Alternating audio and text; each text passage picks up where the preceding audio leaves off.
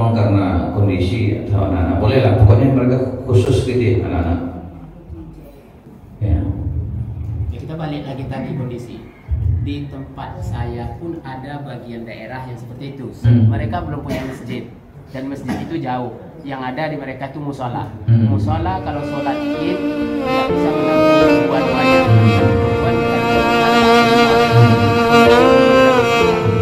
Sehingga itu yang dilakukan. Assalamualaikum warahmatullahi wabarakatuh. Waalaikumsalam warahmatullahi wabarakatuh. Alhamdulillahirabbil alamin. Wassalatu wassalamu ala asyrafil anbiya wal mursalin wa ala alihi wa sahbihi ajma'in. Allahumma bika asbahna wa bika amsayna wa bika nahya wa bika namutu wa ilaikan nusur. Bapak Ibu sidang jamaah subuh rahimakumullah. Pagi ini tema kita tentang formasi shaf dalam berjamaah.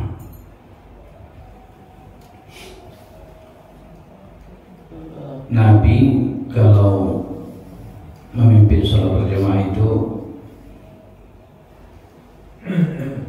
meluruskan dan merapikan shaf. Ada beberapa hadis yang bisa kita tampilkan tentang itu. Pertama, hadis riwayat Imam Al-Bukhari, aqimu sufufakum wa tarasu, luruskanlah shaf kalian dan rapatkan. Jadi itu beliau sampaikan menghadap ke jamaah, aqimu sufufakum wa tarasu, luruskan dan rapatkan barisan kalian.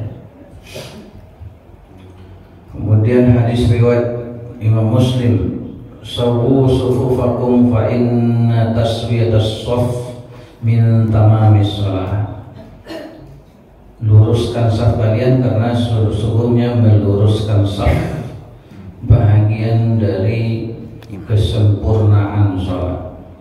Jadi kesempurnaan sholat bukan kesahan sholat.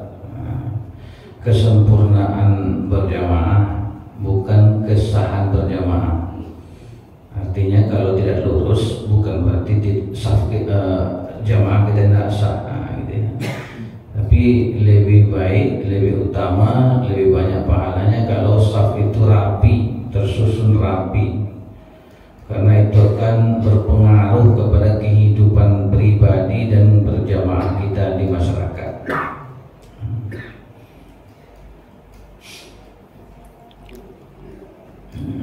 Kemudian kata Nabi, aqimus shaf, luruskan shaf fi shalah, di dalam salat.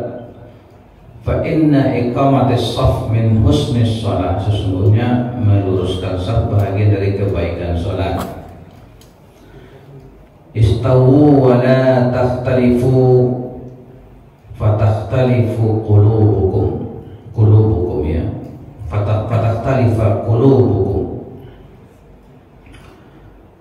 luruskan dan janganlah shaf itu berselisih sehingga hati kalian pun akan berselisih. Jadi kalau kita biasa mudah merapatkan shaf, ya, mudah hati kita bersentuhan dengan bahu sesama kita, tidak risih bersentuhan, kaki kita pun begitu. Itu akan mudah pula hati kita menyatu, bersatu. Tapi kalau sekedar untuk menyentuh bahu teman aja agak risih, ya, maka akan susah pula bersatu padunya umat, akan mudah berselisih. Nah, itu salah satu cara untuk mempersatukan umat itu. Nah, padahal bersatu kita teguh, bercerai kita runtuh. Bagaimana akan mempersatukan bangsa Arab nih, bangsa Islam menghadapi Israel?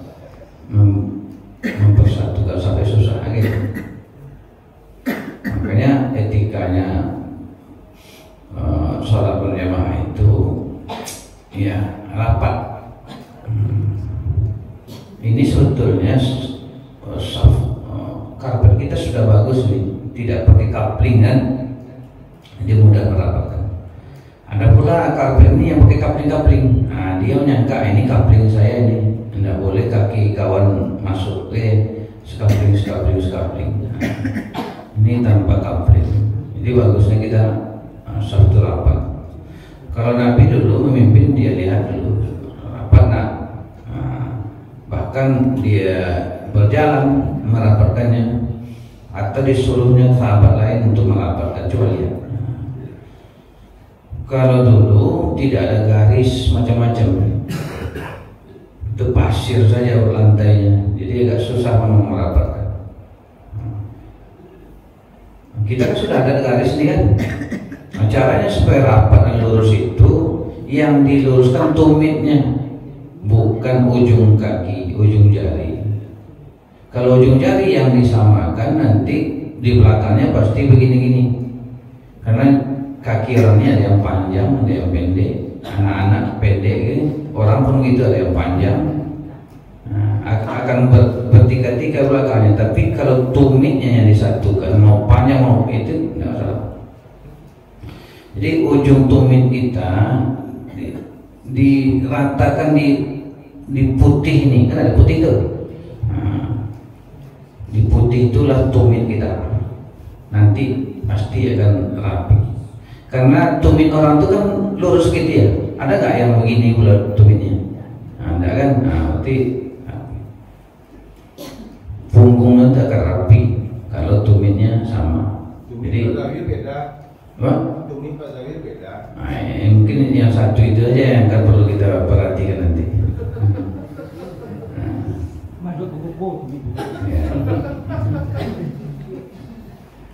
Ya.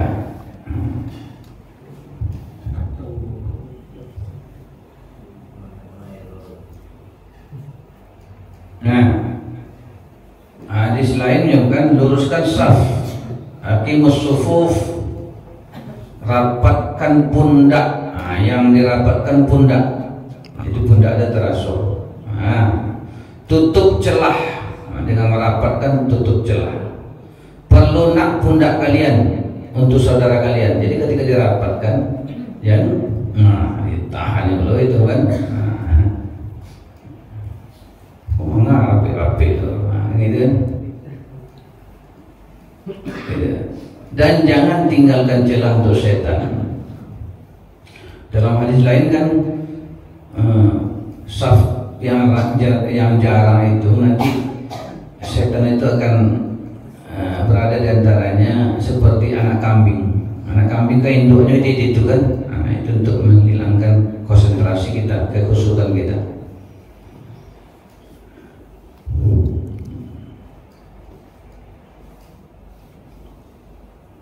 Berikutnya penuhi saf yang di depan baru berikutnya. Hadis riwayat dari Anas bin Malik, Rasulullah SAW,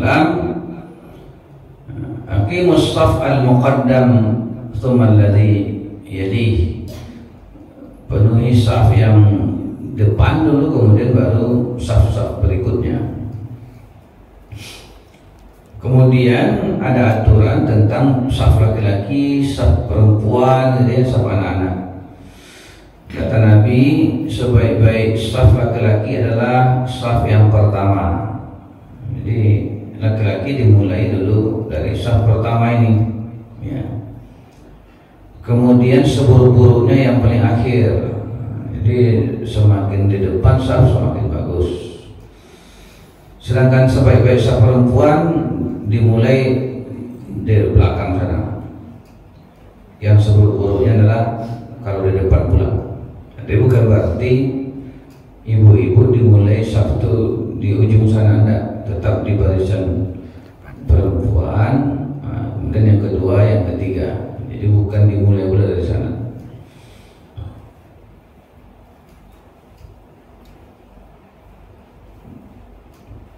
Kemudian dari Anas bin Malik bahwa Nabi SAW bersabda, tegakkan saf kalian karena saya melihat kalian dari belakang pundakku. Nah, jadi Jadi Nabi sudah menghadap ke depan, luruskan, rapatkan saf kalian. Saya melihat nih dari pundak. Ada seorang antara kami yang menempelkan bahunya dengan bahu temannya dan telapak kakinya dengan telapak kaki temannya. Jadi yang beradu kaki itu begini ya, begini ya. Bukan ujung-ujung jari ini akan geli nanti, tapi ininya. Kalau ujung-ujung jari itu dicari-cari lo jari kawan. Kawan gue gali ya. Tapi kalau ininya yang nempel, ya, ininya yang nempel ya, bukan ujung jari, begitu. Itu tidak akan geli, ya. Jadi ini etikanya yang diajarkan Nabi. Walaupun ini mudah tapi sulit, mudah mana, tapi sulitnya itu, sulit itu di hati ini yang sulit, gitu ya. Bukan di kaki ini. Itu makanya kita memang harus menyatukan hati kita.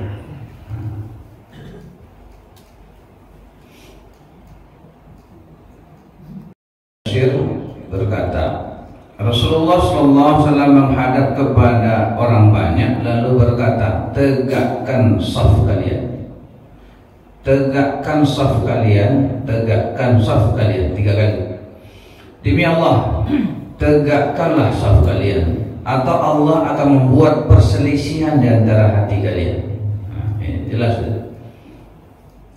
Lalu An-Nu'man bin Bashir berkata, saya melihat seorang laki-laki menempelkan mata kakinya dengan mata kaki temannya, dengkulnya dengan dengkul temannya, dan bahu dengan bahu, sampai begitu. Yang paling itu bahu dengan bahu ini. Itu karena kalau kaki itu tadi seperti ini. Kalau dengkul ini ya, untuk agak susah juga mau. Tapi yang disebut oleh Nabi itu bahu, ya, bahu. Rapatkan bahu-bahu kalian.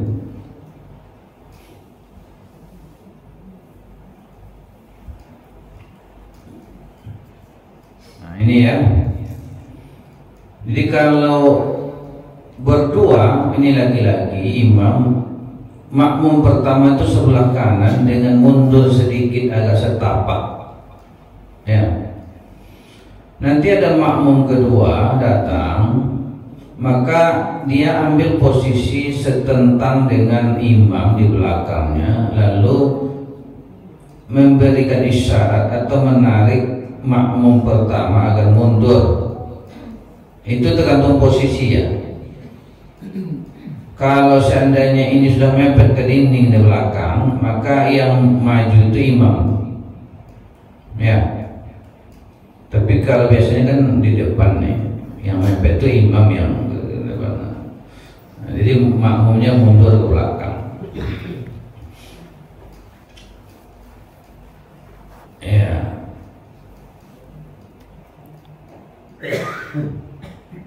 Lalu kalau ada makmum ketiga, dia ambil posisi kiri. Jadi yang sudah terisi posisi kanan, posisi setentang imam, lalu ambil di kiri.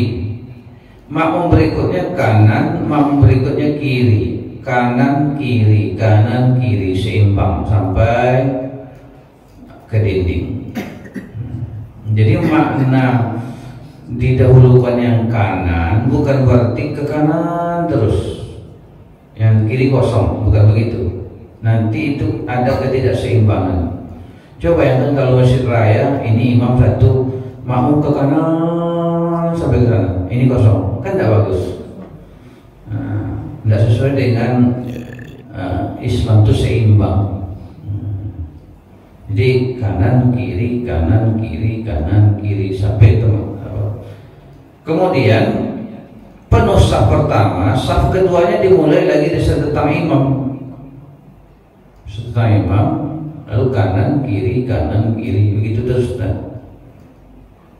begitu seterusnya. Ya, paham ya? Kalau masjidnya gagal nggak bisa nanti tanya lu Pak. Pak?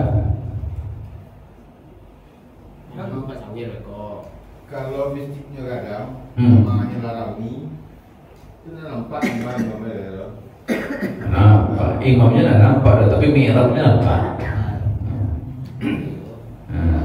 Itu kan diperkirakan ya. Pak, tanya saya Pak. Kalau seandainya barisan saf kedua, katakanlah tadi lah ada yang bukan posisinya di tengah, mungkin ambil sebelah kanan gitu.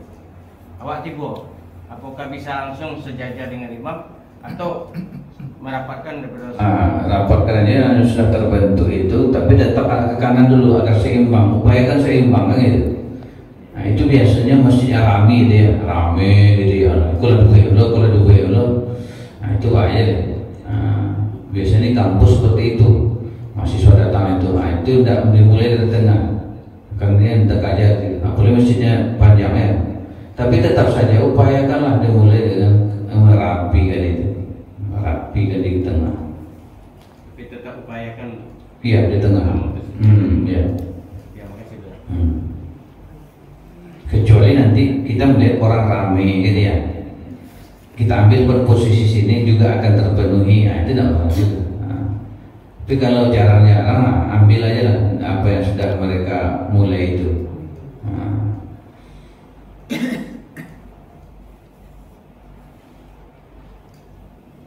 Nah ini seperti ini ya. Kemudian kalau perempuan dia di belakang setentang dengan imam.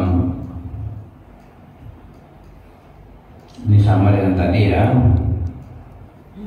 Nah, ini yang benar, yang ini salah kalau beginjil atau jarang, nah itu salah. Yang benar itu lurus dan rapat. Nah, nanti kalau ada saf anak-anak, ya ini lagi-lagi saf anak-anak di antara memang karena kondisi atau anak-anak boleh lah, pokoknya mereka khusus gitu ya anak-anak.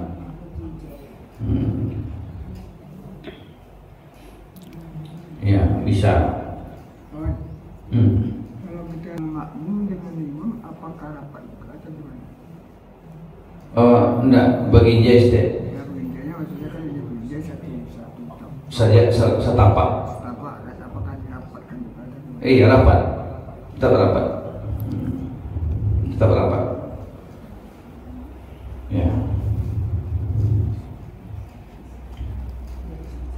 Nah ini ya. Nah, ini salah ini.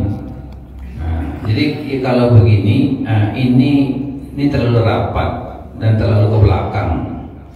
Harusnya seperti ini, kemudian ditepuknya bahu. Ini dia ambil posisi setentang, makmum kedua setentang imam, lalu menepuk bahu makmum yang pertama sehingga makmum pertama itu mundur.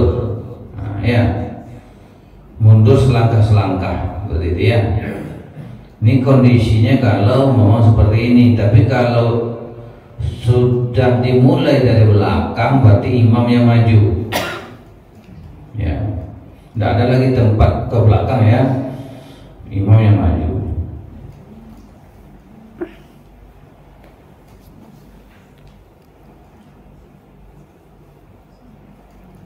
Nah, ini yang kata Pak Endang tadi kan, nah tidak boleh. Harusnya dimulai dari setengah imam.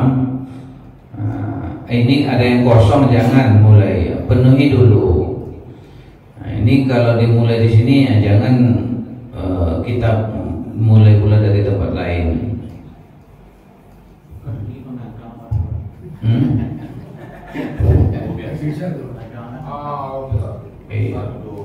Tapi tadi ingin merapatkan, nah, karena itu tadi kan.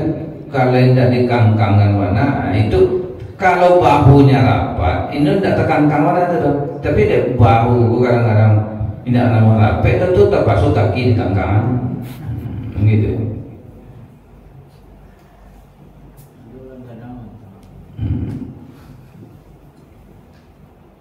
Ini kalau berjamaah suami istri seperti ini, nah, ya, atau sekeluarga lah. Ini laki-laki di depan, yang ada hubungan mahramnya. Jangan pula ini suami orang, ini istri orang, Anda boleh berdua itu. Nanti berbunga-bunga pula, nah, itu kan, nah, boleh. Ini kalau berdua aja, Anda usah berjamaah seperti itu. Nah, apalagi di tempat sepi pula. Nah.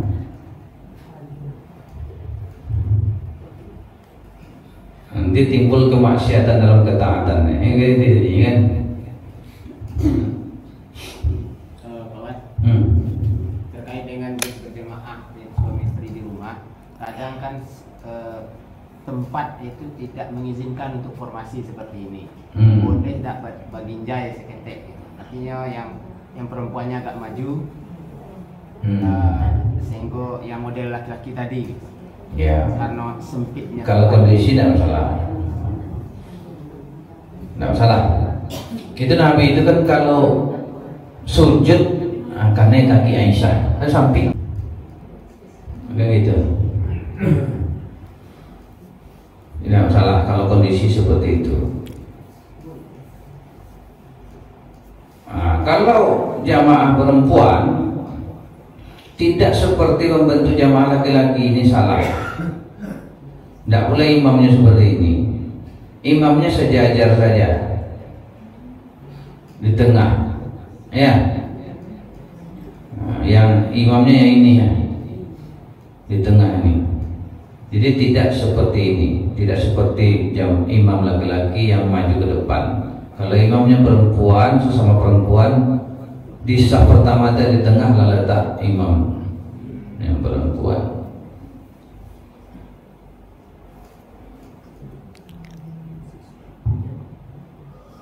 Nah ini, jadi imamnya ibu ini ya, yang pakai sajadah ini, atau yang ini, terserah lah mana, pokoknya imamnya di tengah gitu.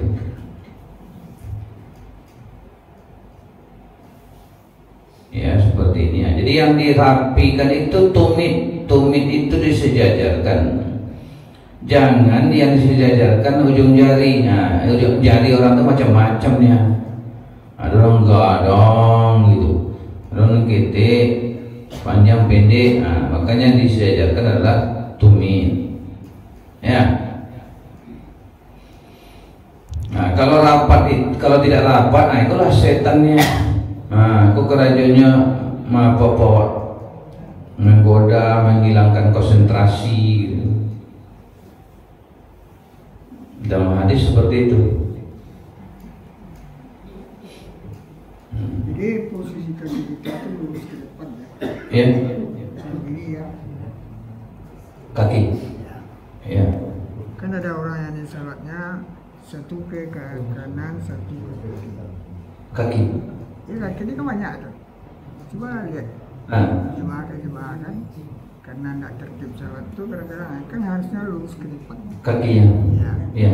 Ibarat dua pannya di sini. Ini ya, punggung. Jadi kalau dia ke kanan satu ke kiri pannya. Oh iya. Jadi Iya. perbaikannya tentu diluruskan tepat kaki ini sama dengan sujud. Iya. Kalau terlalu ngangkang tadi kan pasti bahunya hendak kanan, kan gitu. Makanya usahakan supaya rapat seperti itu. Ya, Ustaz, kalau dia ada salah satu jemaah yang berhalangan atau duduk gitu, boleh dia di tengah kita? Boleh. Berhalangan maksudnya? Maksudnya dia tidak bisa berdiri. Boleh. Berarti dia tidak sejajar yang kita. Oh iya, itu kan keadaan, itu kondisi khusus, tidak masalah. Itu kondisi khusus, hukumnya hukum khusus pula. Boleh. Berarti kan tidak lurus. Tidak masalah, karena ada kondisi, dia sakit, gitu ya. Nah, dia datang, orang yang berikutnya kan datang kemudian, tidak mungkin pula dipindah-pindahkan dia ke sana kan gitu.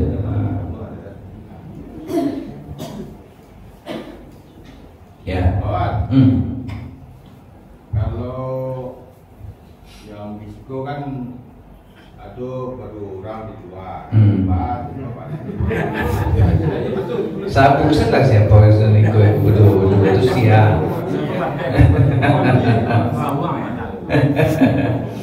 Nah, itu kan kondisi khusus juga. Kalau kesiko sakit parunya, dingin berhasil. Itu kondisi masing-masing. Sama saya kalau di kantor saya tidak ada tamu, saya masih nasi, nggak tahan. Beko datang tamu tuh panggil dan orang padekan. Iya saya mati kan, datang tamu baru saya hidup kan. Saya lebih nyaman tanpa AC. Di kamar gitu loh tuh. Nah, nampu tukang matikan AC, nanti ya tukang hidup, nah itu kerja hidup mati. Ya.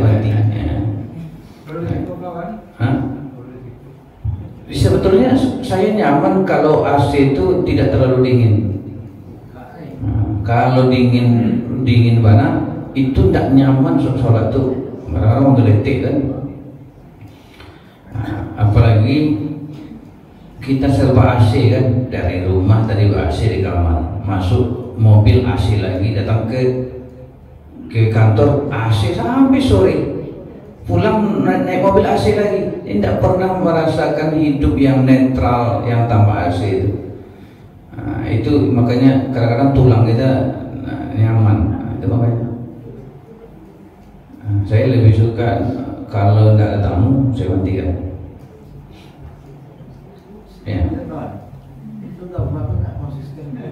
Baik. Nama betul. Nama. Iya, kita mengangkat gitu. Bahwa bapak yang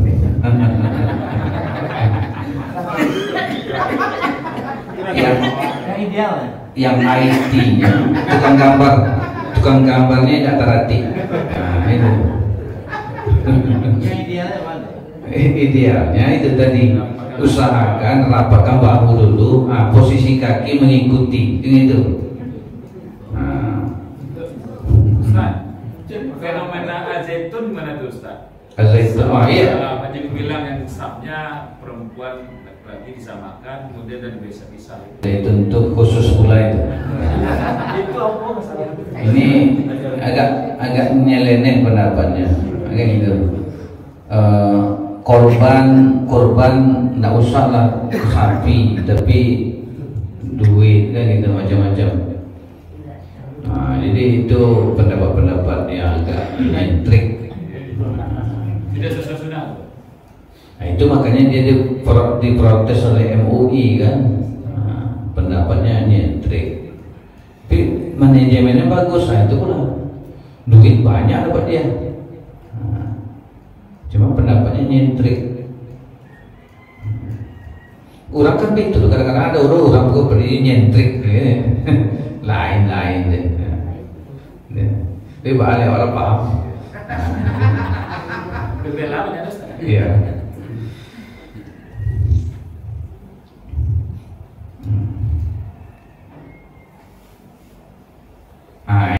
Bisa dikondisikan.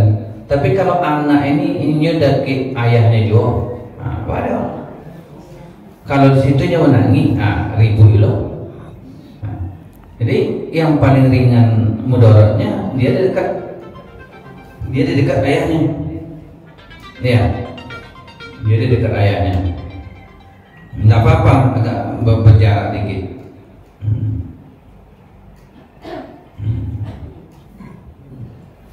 Oke.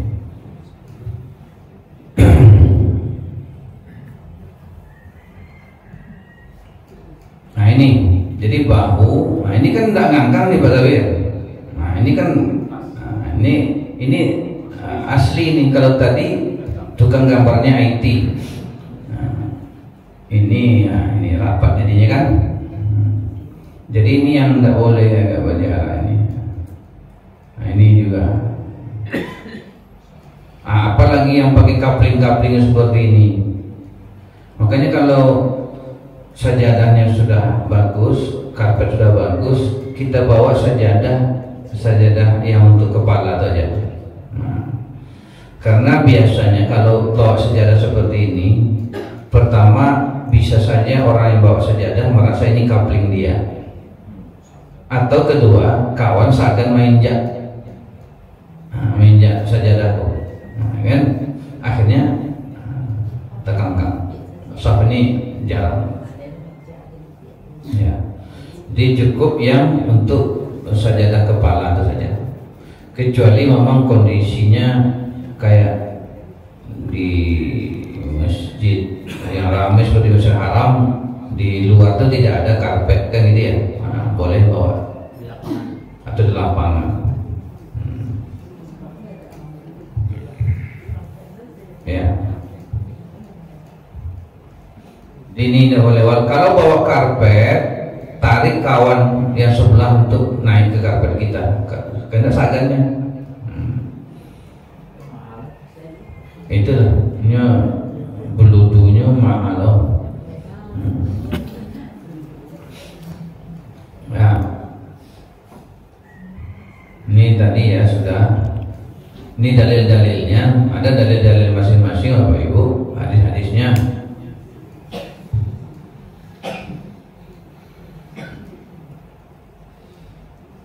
Nah, jadi jangan terlalu ngangkang seperti ini, tapi seperti ini supaya bisa nanti menyatu. Ya, kalau seperti ini nanti jarang jadinya.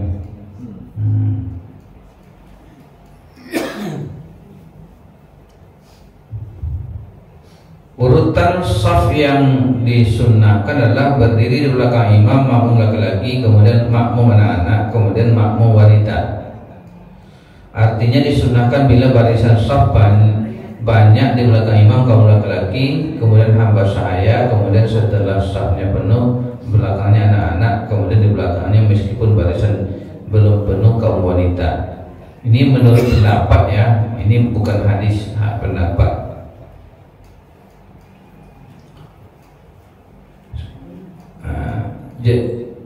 Semua yang diterangkan di atas adalah kesunahan, dan jika urutan safnya tidak demikian, tidak sampai membatalkan sholat, tidak sampai membatalkan jamaah, cuma makruh itu saja.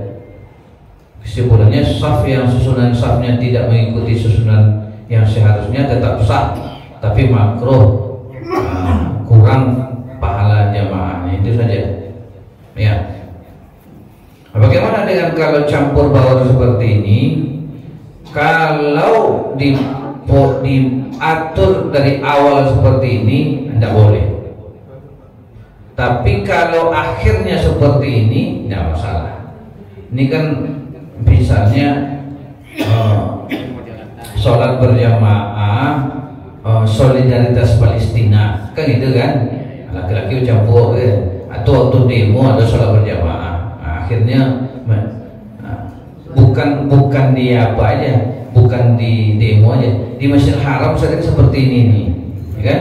Acok deko, kalau dicampur sih, karena memulai kan, jamaah datang dari ikut jamaah laki-laki bertamu, itu masuk berdosi, masuk laki-laki, kalau campur bawa mereka. Walaupun sekarang mulai teratur lagi, mulai diatur nih. Kalau Madinah enggak, Madinah itu udah dirapi itu. Di Makkah kok yang agak susah mengatur.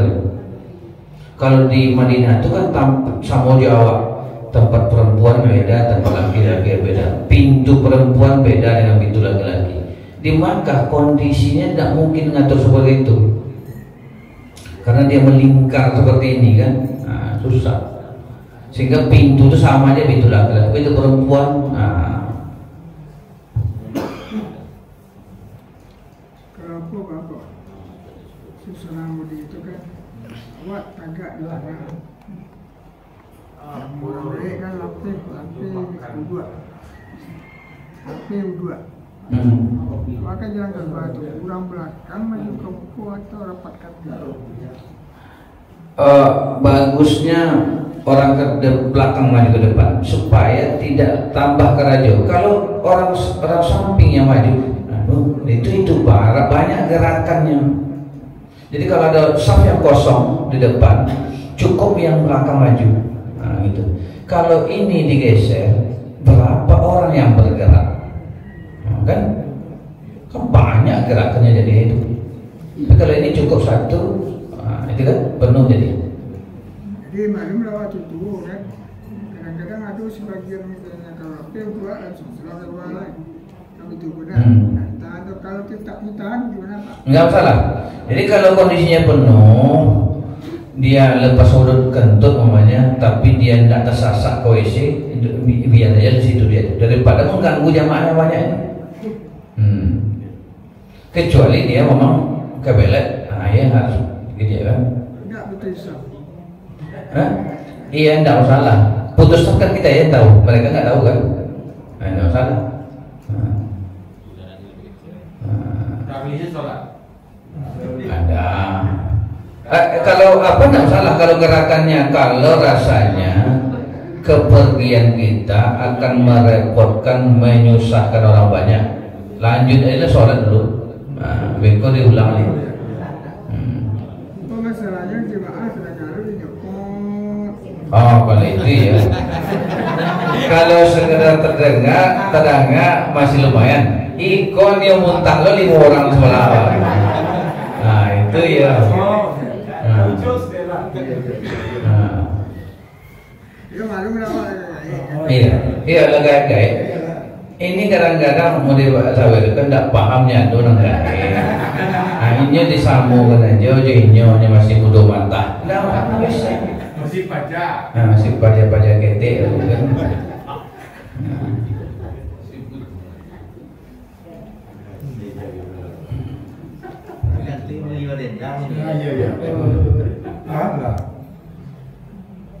Ini boleh yang hebat nih.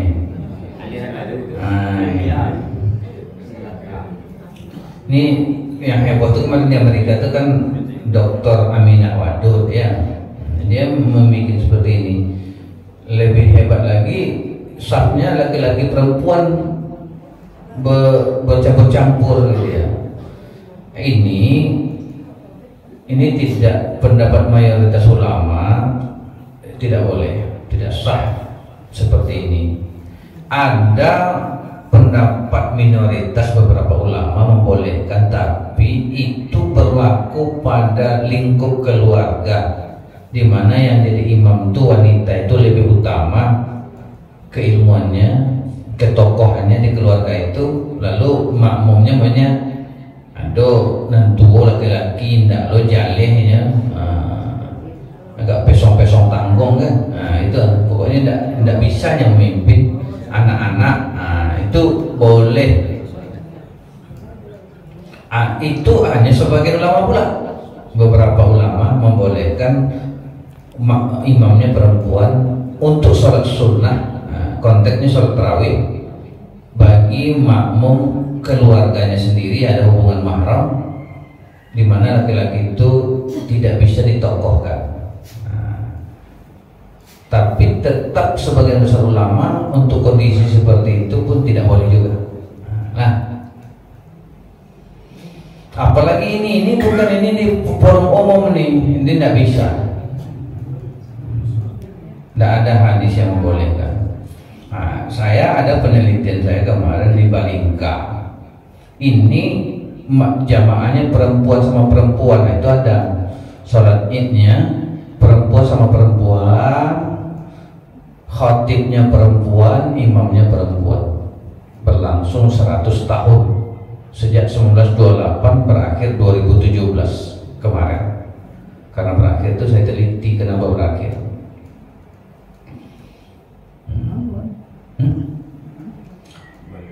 Di Balingka. Kalau awak lewat Malala ke Bukit Tinggi itu ke Balingka ini, baru belok ke kanan. Nah, itulah Balingka. Nah, ya. Yang stroberi itu kan. Nah di situ saya sama dia pergi sana, ada 3 jorong, nah, kita tanyain sejarahnya.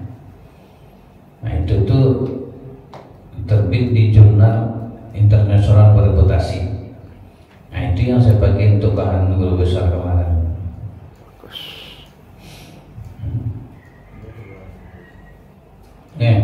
Hasilnya Pak?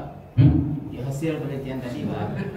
Alah keluar, tinggal menunggu didoakan. Nah mudah-mudahan capek keluar. Amin.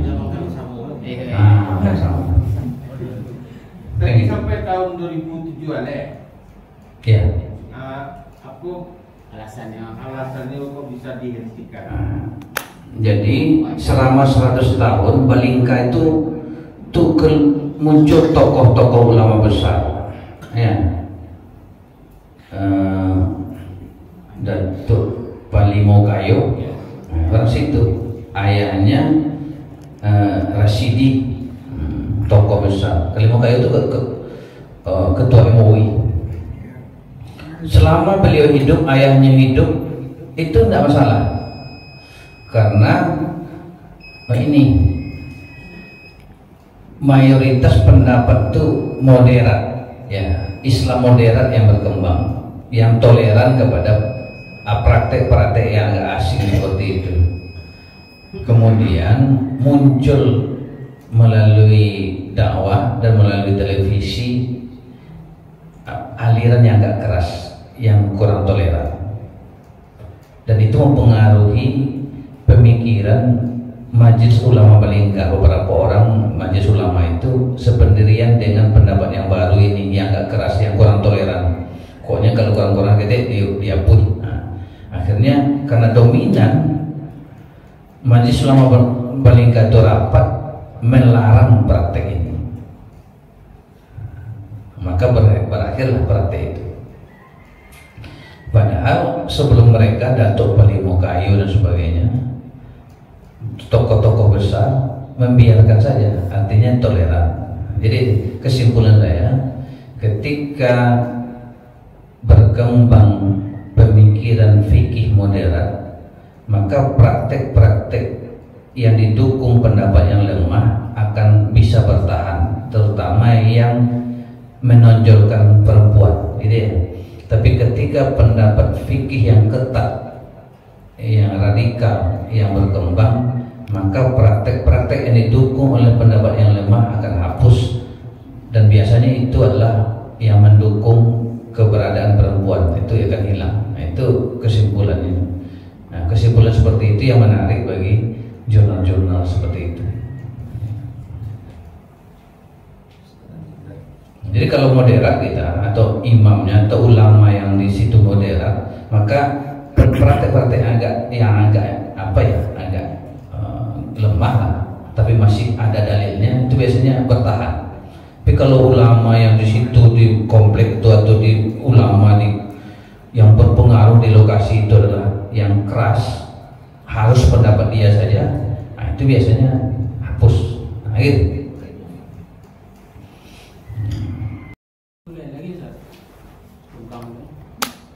Itu 2 kali. Oh gitu.